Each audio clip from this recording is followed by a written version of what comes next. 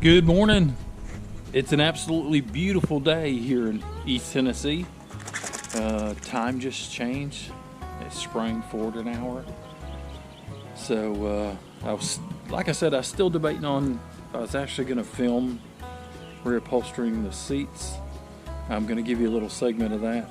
Probably do a time lapse. But we're outside. The dogs are out here just moseying along, doing their normal routine in the mornings.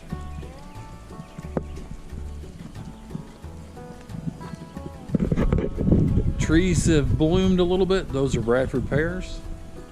A lot of the buds are out on the other trees. So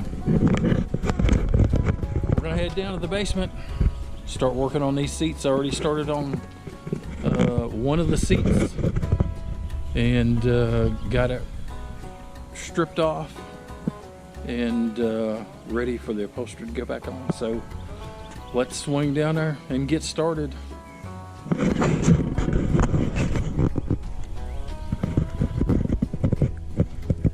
That's Scooby and Maxx.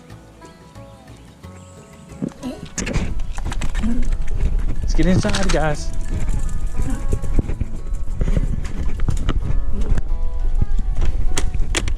All right. These particular covers are a little bit different. Design make. I'll show you what I'm talking about. This is a seat I've already recovered. This is an original. On this original, on the back, on the base plate, it just had a cover that was like this.